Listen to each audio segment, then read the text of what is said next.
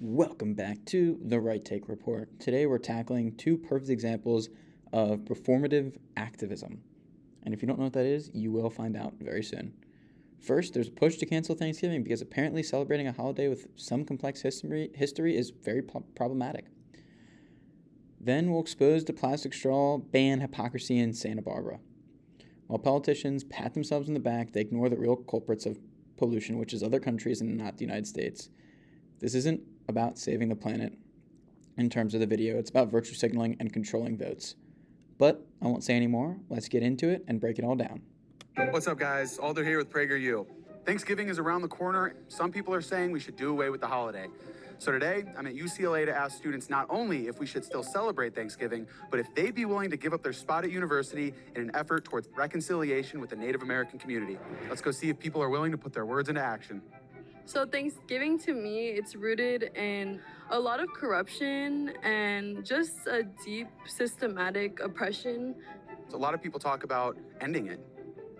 I mean, I think that there's definitely purpose behind ending Thanksgiving. Like, I don't really think we should be celebrating, like, what Thanksgiving is, but, like, we should have some type of time to come together. Like, I think what it represents now is good, but, like, yeah, totally. Well, I don't agree with Thanksgiving, to be honest with you. Just from the stories that I was told from my grandfather, I don't think we should honor or celebrate Thanksgiving. And I know a lot of my people back on the reservation don't, but then there's a lot of them that do, so I don't know. What type of actionable things do you think we should make towards the Native American community? I don't know, but maybe, like, I don't know. I feel like I'm here to support whatever that is. We actually have a equity commitment form, and this is a voluntary university relocation form that you can actually give up your spot at university for a member of the Tongva tribe. Is this something that you'd be willing to do for this underrepresented, underprivileged community? Honestly, no, but I hope somebody else does. That's great. And we're trying to get some students to give up their spot at university and was wondering if you would be the first one to sign this. Sure. That would be great. At the end of the day, it's just a degree. Trying to get signatures. We have one. Would you be willing to sign this and give up your spot? Yeah, sure. Awesome. To like give up our spot in college. Yes. Not currently. I would need to think about it more. I personally don't view myself as privileged because I've gone through a lot and my parents have gone through a lot to get me here in the first place. Definitely, do you see the Native Americans as possibly being more oppressed? I don't think you can put oppression on a scale. Yeah. Like, I don't think it's something that you can measure. You can't say this person's more oppressed than another. Everyone has their own history. Everyone's family has their own history. My parents have suffered a lot to be here. My family has too. You know what I mean? I can't make a split-second decision. Like, I also have to, like, look out for me and, like, I'm also a part of marginalized groups that have been historically oppressed, and it's, like, keep on raising awareness and, like, slaying, like... Okay, just a quick 2 cents. Doing away with a holiday like Thanksgiving makes absolutely no sense. Sure, you can argue that Thanksgiving has some roots in corruption, which is somewhat objective. But in the grand scheme of things, many holidays are rooted in some form of corruption or controversial history, and just because they are doesn't mean we should be not celebrating them or taking them away. For example, Christmas. It originated from a combination of pagan festivals and Christian traditions, yet it's celebrated worldwide with joy and togetherness. Even Independence Day marks a period when slavery still existed in America, yet we still celebrate it since it's a symbol of freedom and national pride. The point is, holidays are a part of history. You can't just erase them. They should be recognized and celebrated as such. Holidays are about bringing people together, enjoying quality time, and creating lasting memories, not the destruction and kind of negatives that are strung along with them. But regardless of the historical background, people today should still try to enjoy these occasions without being guilt-tripped over events from centuries, if not hundreds of years ago. The idea of canceling Thanksgiving or any other holiday over its origins is ridiculous, utterly ridiculous. And when it comes to people claiming they would give up their spot at a university for someone from a historically oppressed group, let's be real, it's all talk and virtue signaling. It's super easy to do in an interview. But signing the form and actually giving up your seat and being evicted from your home in order to let somebody else who may not have worked as hard as you get into the university would be a different story. Because when it comes down to it, the value of hard work and effort they put in to get there means a lot. It's all fun and games until you have to make real sacrifice. If they were suddenly told they were being thrown out of their homes for a so-called more deserving student just because they were from a marginalized group, they would not be going with it. The hypocrisy of it all is unreal. I hope that like we reach more equity soon. What are some of the marginalized communities that you're part of? I am queer. I am also Hispanic. My mom was a Colombian immigrant, and I'm an out gay person. Maybe it kind of cancels out. We should find someone maybe a little less oppressed.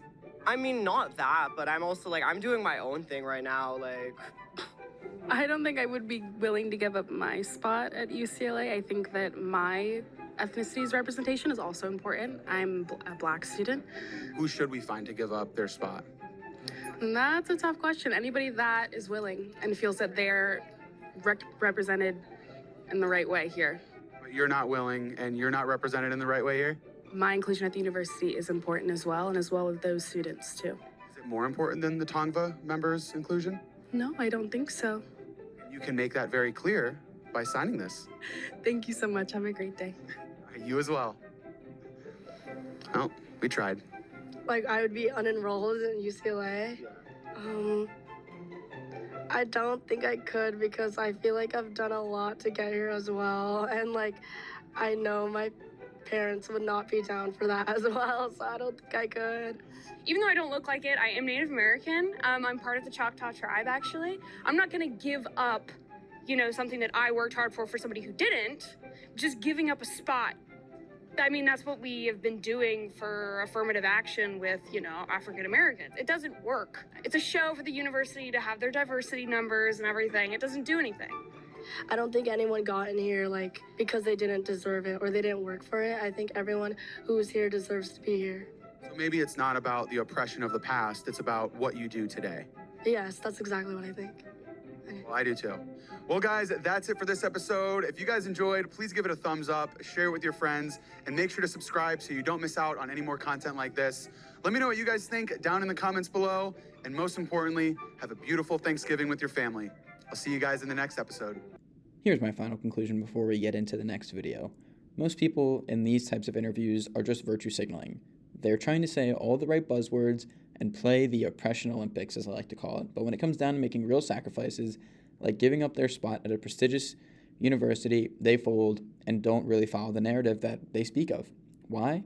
Because they've bought into this culture of victimhood. It's a learned behavior, a performance they put out in public, but one they'd never follow through with in real life. It's all a fake facade, just for show. What's up, guys? This is Will with PragerU, joined by Isabel in PragerForce and Tiana in PragerForce, here giving out free plastic straws in Santa Barbara, where they banned plastic straws. We're gonna see what people's reactions are to it. Are you guys for or against the plastic straw ban? Against. Against? Oh, we're for the ban, against Oh. Do you want one? We're giving away free water and plastic straws. Would you guys like some? We're okay, thanks. They were banned here in Santa Barbara. Plastic straws? Yes. Oh, yeah, no, I don't want plastic straw. Why not? Why not? If I put a little plastic on me, you know what comes later? With a little bit of stimulus, electricity, cancer. Wait, why are we using plastic straws? Because- Are these like recyclable? Like, no? Yeah, you can recycle them. Yeah. But Santa Barbara banned plastic straws. So we are fighting against that and giving them away for free. So that's why in the state of California, my first act as governor, I make plastic totally illegal. I'm not playing.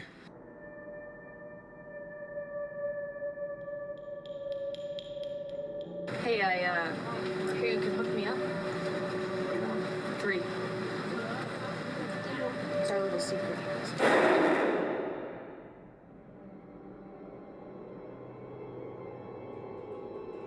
Why are you guys fighting against it? Because the ban is the government trying to virtue signal. It actually hurts businesses, forcing them to make products that they can't afford. For hurting turtles, though. Right, but it actually doesn't do nearly as bad as you think. That study about it that came out about plastic straws was made up by a 9-year-old about the 500 million whatever plastic straws, and that's what they ran on to make this legislation in Santa Barbara. Just to quickly comment on this, the entire notion of banning plastic straws is yet another example of virtue signaling and a fake feel-good initiative by the left. If people genuinely cared about the plastic waste going to the oceans, we would be banning far more impactful plastic items like plastic bags, food wrappers, single-use water bottles, and disposable cutlery, not just plastic straws. Those items make up a significantly larger portion of ocean pollution. According to Online, plastic straws account for only 0.025% of all plastic in the ocean. Yet somehow, they became the scapegoat for the entire plastic waste crisis. Why? Why is this? Because it's easy. It's low-hanging fruit that makes politicians and activists look like they're taking action without actually solving anything. The channel does a fantastic job of poking fun at the absurdity of banning plastic straws in Santa Barbara. It perfectly highlights the hypocrisy of Californian politicians. These lawmakers constantly push performative policies under the guise of environmentalism, but in reality, it's just a ploy to score more votes in the end. They 100% don't care about the environment as much as they claim to. If they did, they would be tackling real issues like improving waste management systems, maybe cleaning up their cities, and investing in sustainable infrastructure. But they don't do any of this. Instead, they target plastic straws because it's trendy, not because it's effective. A 9-year-old. Gets in the nostril of the dolphin, right? And he tries, to get it out. His snorkel goes, Whoa, I'm sorry. Oh, I got water placed on you. Yes, it's okay. I love plastic straws. Horrible for the environment.